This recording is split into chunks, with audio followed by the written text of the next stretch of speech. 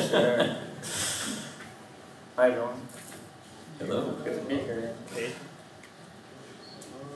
So, thank you for inviting me to this event. I mean, I feel really kind of privileged to be here on the first session with you, Jae. Thanks for helping us. Likewise, thank you everyone for coming here. I know it was pretty crazy weather last night. So. Yeah. So our time is limited. We've got 25 minutes, so we're going to try to cover as much as possible. Okay. I don't know if we'll have time for audience questions, but if you do have questions, if you go to my Twitter feed, you'll see a pinned tweet up there, and just reply to that tweet, and I'll get the questions here, so that way we can sort of move along as fast as possible. So, starting off with the Cosmos launch, we launched a couple months ago. Things have gone relatively smoothly. Validators are up and running. There's been no major bugs except for one that was found and fixed pretty rapidly. Governance has been very interesting to watch as well. What has surprised you the most since the launch? What have you found the most interesting to see, and what has sort of, went against your intuitions with regard to launch? Okay, good question. Is that what I sound like, really? Weird. So, launch has gone really well. I think there were many instances where things could have gone not as well as it could have. So, before launch, there was a bug that may have caused a chain halt. So far, we haven't seen a chain halt. So, I think a lot of it was, we're lucky to not have had major issues so far. I think the biggest thing would have been, say, if something were bad in the crypto layer, then, you can't recover from that easily. But that hasn't happened, so thank God. I think the latest issue that we discovered with the unbonding issue was it was kind of a good issue to have had, because it was just on the threshold of bug severity where it's almost really bad, but it's not. So we even had a debate internally about whether it was how much of an emergency it was. Would people start massively unbonding as soon as they figured out that they could, but what we found was that it wasn't even really exploited much, right? So it was good for us to have had that experience, so that the next time when there is something maybe more severe, we know how to respond better. So it helped us flex our response issue muscles. But we should still have more conversations around what happens when you find a bug that is so severe you don't even want to share it with the validators, right? So that was the conversation we had internally. I think it's a conversation we should have now, before the next issue happens. Because on the one hand, you might think of either Tendermint Inc., the for-profit, or the Interchain Foundation as being the one that dictates and that everyone should be able to trust. But the intent behind the chain and all these entities is to do the opposite, to make sure that everything is decentralized, that we aren't owners of the network. So how do we get there in a responsible way? And I'm sure we'll learn a lot of lessons along the way. But otherwise, it looks like things are going well. Let's see. That kind of brings me to my next question, which is, moving forward, what do you see as the role for AIB, all bits, Tendermint Inc., with regards to the foundation? And could you just describe sort of what you see there as the role of those two organizations going forward? Mm-hmm. Yeah, great question. I think there are three entities here, because there's the Tendermint Inc. It's actually called All of Bits Inc. It's the Delaware C Corp. There's the Interchain Foundation, which is based in Switzerland. It conducted a fundraiser. It also owns and manages the trademarks and some of the IP. but it has the most funds right now to be used for developing this ecosystem and this network. It has a mandate, so like unlike a for-profit like Tendermint Inc. or All in Bits Inc., the Swiss Foundation needs to operate under its stated mission, which is to develop like the Cosmos network and decentralized protocols. But still, like the intent behind even the foundation is, like I was saying earlier, not to dictate the network, but rather just to be a participant of it. You know, it has the funds and it needs to use the funds to enable the network, but the intent was for it to be kind of this beneficial participant, right? Just like any other participant. So who's the third entity? The third being the stakeholders themselves, right? So the blockchain, through its governance mechanism and implied and explicit social contracts, it should be able to govern itself and make decisions on its own. It should be aware that it is autonomous and it has the ability to do so. I mean, we've been going through several governance contracts already, so I think we all know what that's like. So it's the nature of the experiment, to create a sovereignty, to create a network with participants that's not based on legal entity, but it's based on communication and transparency and various cryptoeconomic mechanisms. The whole experiment and the point is for it to govern itself. So don't let the ICF or AIB or myself or anyone dictate what the hub should do. It's the token holders and it's the mechanisms, but it's all of us that make the chain what it is. So will AIB now shift its focus to now that the hub is launched? There's still a lot of engineering, like a lot of the engineering machinery. No, I mean like the engineers, the people, the talent is still. It's in ICF as well, but it's also in AIB, the company. AIB is trying to become a software company, and we have largely two product lines that we're developing now on top of everything else we're doing. So there's the infrastructure. We're developing IBC, we're continuing to develop Tendermint, we've been developing the SDK and we'll continue to do that. But all of that may evolve in the future. So that's the infrastructure layer, but on top, we also want to participate in developing applications that use the network. So you can think of it as like infrastructure versus applications. Maybe you can think of it as a pendulum where, for a while we've been developing infrastructure, but really in order for this infrastructure to prove itself, there needs to be applications. And there are applications that are being built, but we think that it's such a large opportunity space that we should be building apps as well. So what kind of applications are you most looking forward to? What are the projects or areas that you would really like to see developed? Because a blockchain is nothing without the applications that are built on. Yeah. We're exploring that still now, so we're not really sure 100%. But the way we're thinking about it, largely, there's two prongs to this. One is we want something that can generate revenue in the short and long term. So we want to develop a line of business. It's probably going to be in the finance space, so one obvious use case might be DEX. So we're exploring that now, but we're also exploring other opportunities.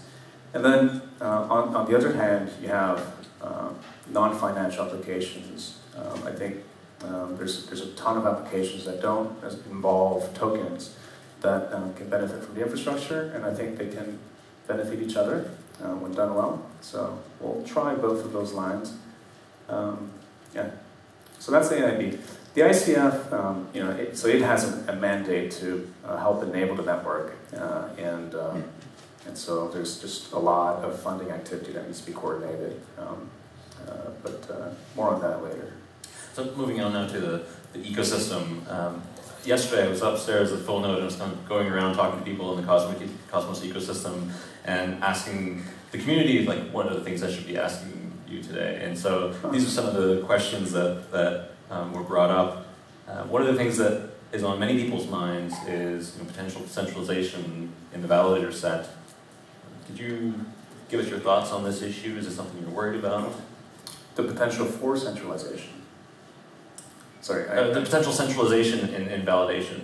Mm-hmm. So basically, validators going towards a race to the bottom and a lot of the smaller validators being pushed out. I think I'm not too concerned about it yet. I think in the long run it may. Who knows what's going to happen in the long run? I think anything can happen. Eventually, I have this working hypothesis. It's sort of vague, but the idea is that anything that even starts off decentralized, if it's sufficiently economically complex, it'll eventually centralize. And I think that's true for any system. No matter how you try to design it so that it stays decentralized, eventually it'll figure out a way to become consumed by itself. In that sense, I'm not saying, the Cosmos Hub is flawed or that blockchains won't work, but rather I think that highlights the importance of the need to create open source code and protocols and standards so that once something does become centralized, people have the opportunity to exit or to use alternatives, and ideally everything's still interoperable along the way so that the transition is smooth. But yeah, when the Cosmos Hub validators prove themselves to be centralized, and you should be able to tell based on the network pattern of their signatures as well as how they vote, where they stand on issues. And if you feel that it's not sufficiently decentralized in its thinking, then we should be moving away from the hub and using perhaps another hub, right? So I think in the long run we'll see cycles perhaps where maybe something gets too centralized and then people decide to fork it out and move on. I think we'll see generational creative destruction this way for sure, but in the short term, in the next 10 years, I'm not really sure how it'll shake out. So we should strive to stay decentralized, and we'll see. Let's keep an eye on it. Is that part, do you think, of the Foundation's mandate to promote the Cosmos Hub and decentralization in the Cosmos Hub, or are you a proponent of a multi-hub ecosystem where hubs are competing against each other? Mm-hmm. I do believe that we should be building toward a multi-hub system, as in something that makes it easier for people to exit to work on other hubs and for economic activity to start coalescing around other hubs. Such that there is this freedom of motion and therefore this competition which allows and enforces the decentralization of the hub itself. Because it's kind of remember Web 2.0, like Drupal and all these things, yes, a lot of the selling points of those open source projects was that there was no lock-in, right? And I think I had a conversation at one point with one of the founders, and they were explaining how that was an important pitch because sometimes you do get locked into software, even if it is open source. They can design it in such a way that you're locked into that ecosystem. But when you make it clear that it's open source, that there isn't lock-in, and that you can transition easily out to any other platform, it gives you the comfort to stay and use that platform. And it also incentivizes the creators and the maintainers of that platform to do the right thing, so it doesn't turn into this centralized thing that starts exploiting the users. So I think that's what we should do. Another topic that came up was the question of shared security and Cosmos's uniqueness in bootstrapping networks. So a zone, compared to other blockchain networks out there and the way you build applications, a zone has to bootstrap their own validator set, has to bootstrap the security model, and potentially even raise funds to distribute a token. In regards to bootstrapping the network and the work that a zone has to do to do that, do you see that as a challenge for Cosmos, you know, in the face of other blockchain networks out there where you have shared security and it's really just about building your applications and deploying it to the network? Mm-hmm. Yeah, I do see that as a problem now that we will be solving initially with like simple replicated shared security over IBC and then like different experiments on top. So like thank you. Some projects like Polkadot. I don't know what Polkadot is trying to build for nowadays, but at least in the white paper they described a pretty specific way of sharding. Right? I think Polkadot also calls it shared security, but yeah, but when we say shared security, sometimes it's different depending on who's saying it and when.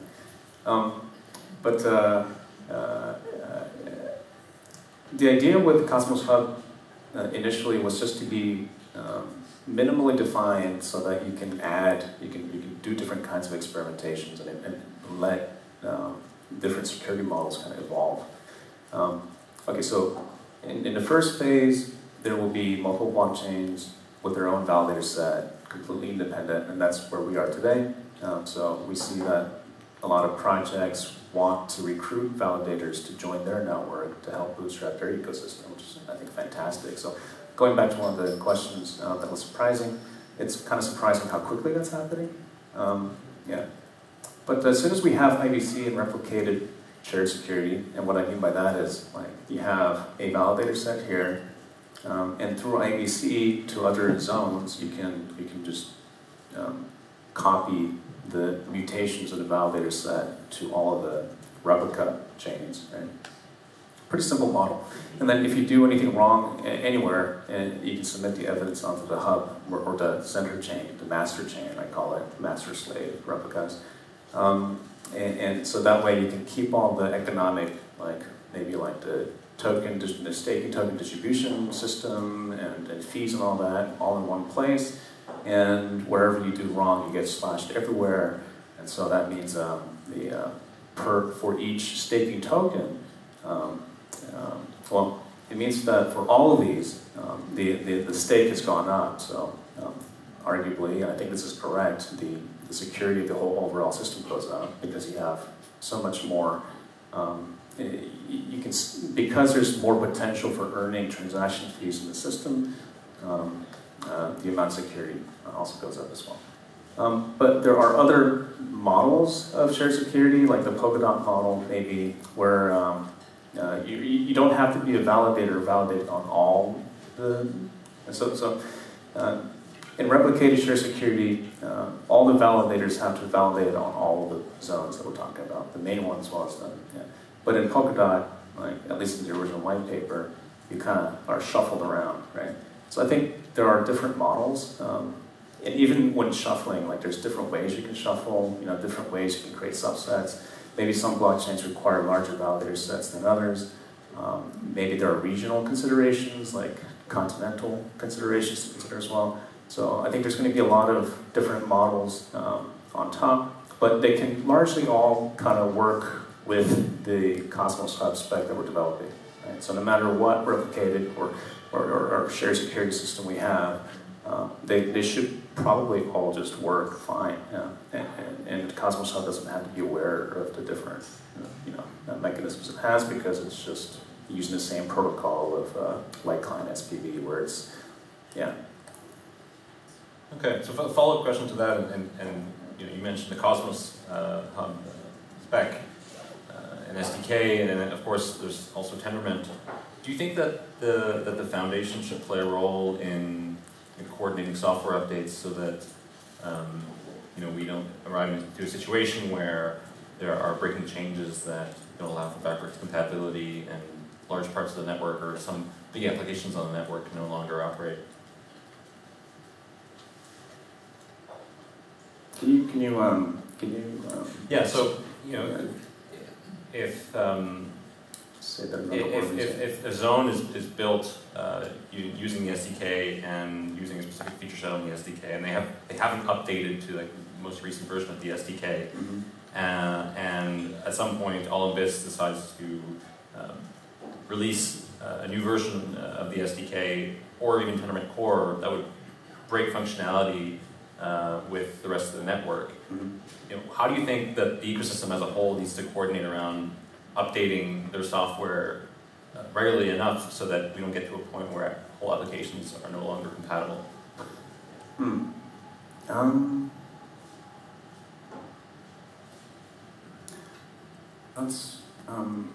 So I think we should be designing IBC so that you don't have to coordinate the upgrade of zones on like all simultaneously. I can imagine there being potentially few upgrades in the future, even after we have IBC point transfers up, where we want the network to upgrade simultaneously for some new feature, perhaps. Ideally, it'll be like a rolling update, so it'll stay backwards compatible for as long as possible. So in that sense, I think the Cosmos Hub should be like very forward-thinking, long-term thinking, and try to stay backwards compatible. But there's just like a lot of considerations here. There's like client software to consider, like client protocols to consider, like maybe, and also there's UX as well. So yeah, for the validators, the various validators, or the users, like for key management, for example, like the tooling might change. So for all of these, I think initially we should probably take a minimalist approach and see how things kind of develop and where the problems arise, and then try to address them as it comes up. I think the ICF can play a role in providing a forum for these discussions to happen. I don't think the ICF should be playing a role where it's trying to help coordinate the upgrade across all the zones. I don't think the ICF or AIB should do that. Maybe they could be involved in vetting proposals,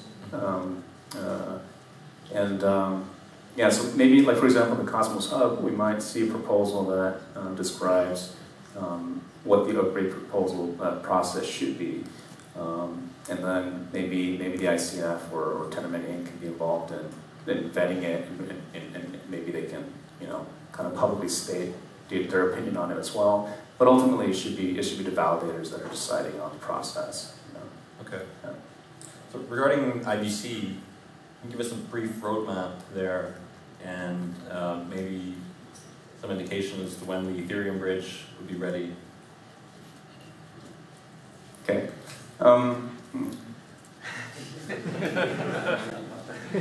When? Yeah. No, I'm not doing that. Yeah, I think. Let's just stay on the IBC then. What's the status of the IBC protocol? And here's the tattoo I got. And I think you were going to ask about this anyways, but I'll just say there's one more tattoo I need to get on my head. My only out is that I haven't said when I would get it, so I'll get it eventually, but it'll be somewhere over here.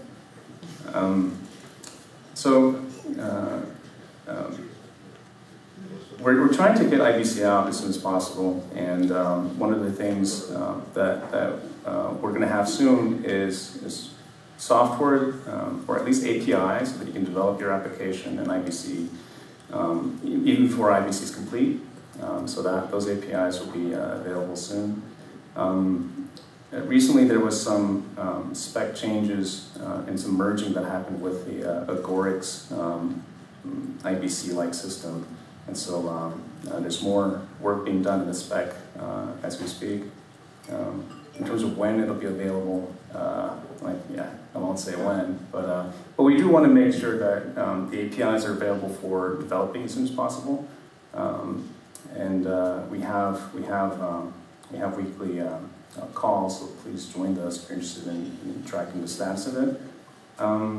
And also in October in San Francisco there will be a hackathon where we want people to be able to use those IBC APIs for application development. So there's a date, but no promises. So my final question, I want to come back to the foundation and AIB. So you're president of the foundation and CEO of AIB. do you see a conflict there perhaps moving forward, and do you have any plans there to review maybe your involvement in either of those organizations? Yeah, that's an interesting question. There is a conflict of interest, as in, I mean, and I don't think that's bad per se, but it's important to be transparent about it. There's a conflict of interest in the sense that AIB wants to be this for-profit software company, and the ICF is supposed to be, in spirit, non-profit. So it's actually not a non-profit technically, but whatever. In the mandate, in spirit, it's pretty clearly a non-profit organization. I don't think, but in practice, I don't think this poses a problem because, at least for my shoes, yet, as in AIB is not, AIB as in Tendermint Inc. Is capitalized, it has enough atoms to sustain itself, so there's no immediate need to exploit this relationship. There's pretty clear development that needs to happen from the ICF side that AIB is doing, but largely it's just we're just charging the ICF with software contracts at cost, so there's no profit there. And in terms of how I believe the ICF should be deploying its funds, I really want to make sure that it's enabling decentralization, that it's helping many companies in this ecosystem. So a lot of the companies that are involved here, including validators, including all the projects that are part of this ecosystem, such as explorers and client software. Well, I want to make sure that the ICF is growing this whole ecosystem, and the Cosmos network is the collection of entities that are individuals and legal entities, including AIB, but it must involve many organizations, including all the validators and everyone here, and that's what I want to see happen. I think focusing on that and focusing on the expansion of this ecosystem, as well as building bridges, so IBC and bridges to Bitcoin and Ethereum, and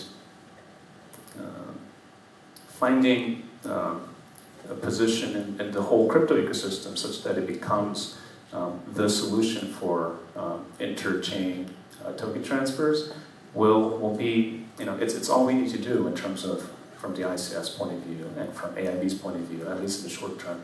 In the long run, AIB has, so like I was saying, we want to develop particular applications, but these applications are not, they're not core, they're not infrastructural things, they're just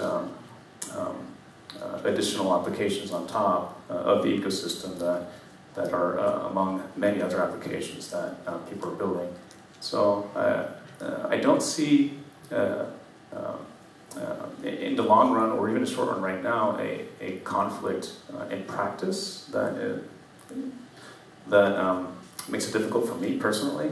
I think there are optics involved, so maybe people will look at what the company's doing and what the ICF is doing, and maybe they'll feel that things are unfair, but I think it is my job to prove and be transparent so that people know that that the ICF is working in accordance with its mandate.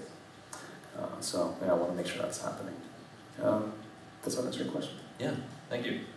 Thanks, Dan. Yeah, thank you.